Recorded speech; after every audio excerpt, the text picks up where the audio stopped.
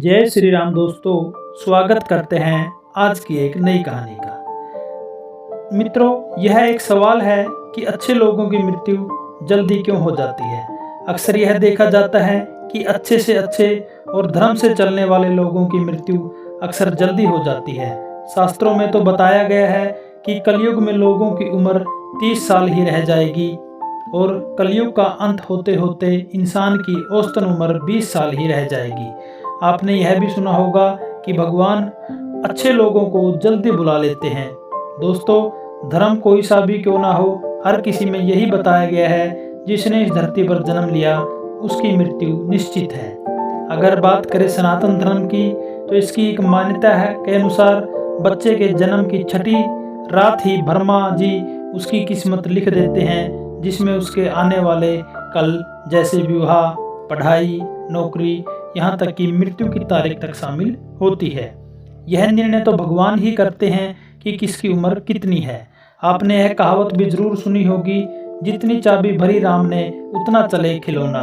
दोस्तों, इस कहावत में साफ है कि किसकी मृत्यु कब होनी है यह तो भगवान ही तय करते हैं। वैसे तो अच्छे लोगों की मृत्यु जल्दी हो जाने के पीछे कई कारण हैं, लेकिन पहला कारण समझने के लिए आपको यह जानना होगा कि हम जो कुछ भी इस जन्म में करते हैं उसका जवाब हमें ऊपर यमराज को देना होता है। अगर उसके पाप का पलड़ा भारी होता है तो उसे नरक में यातनाएं काटनी पड़ती हैं, और अगर पुण्य का पलड़ा भारी होता है तो उसे स्वर्ग का सुख मिलता है। और यही चक्कर कई युगों तक चलता रहता है जब तक उसे मोक्ष की प्राप्ति नहीं हो जाती। इस मृत्यु लोक में हर कोई अपने किए की सजा ही भुगतने के लिए आता है। कोई आत्मा इंसान बनती है तो कोई जानवर के शरीर में प्रवेश करती है। ये उसके किए गए कर्मों के आधार पर ही तय होता है। इसके अलावा उसे जन्म देने वाले माता पिता के संस्कार भी उसके अंदर आते हैं। इसके बाद वो जो कर्म करेगा उसके हिसाब से ही उसे पुण्यात्मा या दुरात्मा कहा जाता है। अब यह पुण्य आपकी मृत्यु की तारीख को भी बदल देते हैं। जिस प्रकार से एक जज जेल में रहने वाले कैदी के व्यवहार को देखकर उसकी सजा कम कर देता है, ठीक उसी प्रकार भगवान भी देखते हैं कि इंसान मृत्यु लोक में जाने के बाद अच्छे कर्म कर रहा है और उसे अपने किए की सजा मिल चुकी है, और जब उन्हें लगता है अब उसे मृत्यु लोक में नहीं रहना चाहिए, तब वो उसे वापस बुला लेते हैं। अच्छे लोग अपने पाप को जल्दी ही काट लेते हैं। भगवान के दंड विधान के अनुसार हर व्यक्ति को केवल उतना ही दंडित किया जाना चाहिए जितना उसने पाप किया है।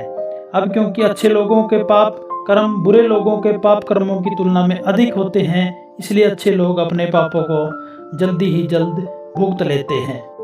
हिंदू धर्म में मान्यता है कि भगवान अच्छे आदमी को किसी न किसी उद्देश्य के साथ ही इस मृत्यु लोक में भेजते हैं, और भगवान का अपना अवतार इन्हीं उद्देश्यों में शामिल है।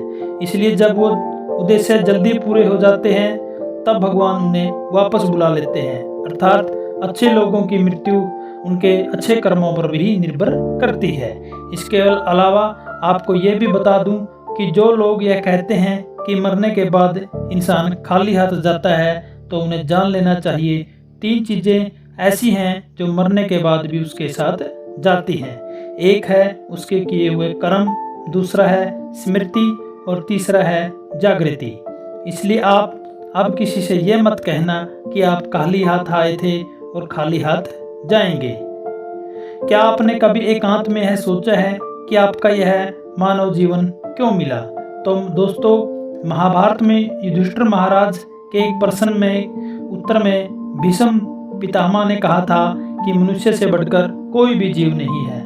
आपको यह जानकर आश्चर्य होगा कि 84 लाख योनियों के बाद हमें मनुष्य जीवन मिलता है, और संसार के सभी प्राणियों में मनुष्य ही सबसे श्रेष्ठ है। इसकी वजह है मनुष्य में सत्य एवं असत्य का विवेक कराने वाली हमारी बुद्धि का होना। लेकिन इस धरती पर हमें दुनियादारी के चक्र में कुछ इस तरह फंस जाते हैं कि हमारी बुद्धि सीमित दायरे में ही सिमट कर रह जाती है। हम सांसारिक सुखों को ही सब कुछ मानते हैं, उसमें लिप्त रहने में ही अपना सौभाग्य और अपने जीवन की सफलता समझते हैं।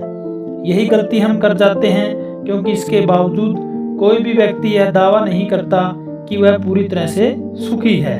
सच्चाई यह है, हमें सामान्य मानव जीवन के उद्देश्य की पूर्ति के लिए निरंतर प्रयास करते रहना चाहिए।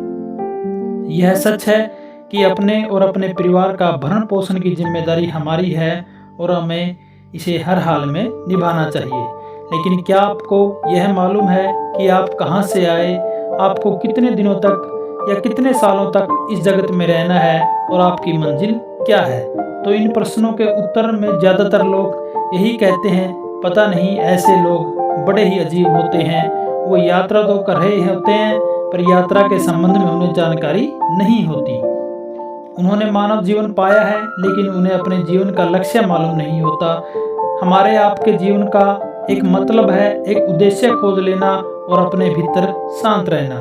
कहा गया है कि मनुष्य आनंद लोक का वासी है और आनंद के परम धाम तक पहुंचना ही उसके जीवन का एकमात्र लक्ष्य है। इसलिए मनुष्य को इस भव्य जीवन की प्राप्ति के लिए साधना के मार्ग को अपनाकर अपनी मंजिल को पहचानना चाहिए। दोस्तों, यह तो सत्य को समझने और स्वीकार करने की बात है। भगवत गीता कहती है कि वास्तविक जीवन का शुभारंभ इस भौतिक जीवन के पूरा होने के बाद होता है। दोस्तों, इन सभी बातों से यह स्पष्ट हो जाता है कि हम एक निश्चित समय के लिए धरती लोक पर आते हैं और कुछ विशेष कर्मों को करने के लिए आते हैं। जब हमारे कर्म पूरे हो जाते हैं तो इस जीवन के लक्ष्य को प्राप्त हो जाते हैं तो प्रभु हमें परलोक में एक सहज जगह प्रदान कर देते हैं। भगवान कृष्ण और अन्य कहते हैं कि वास्तविक जीवन तब शुरू होता है जब वह भौतिक जीवन समाप्त हो जाता है।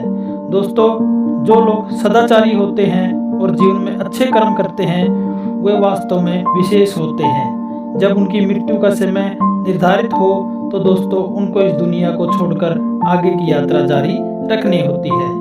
दोस्तों, आपको ये कहानी कैसी लगी हमें कमेंट करके जरूर बताएं। जय श्री राम दोस्तों।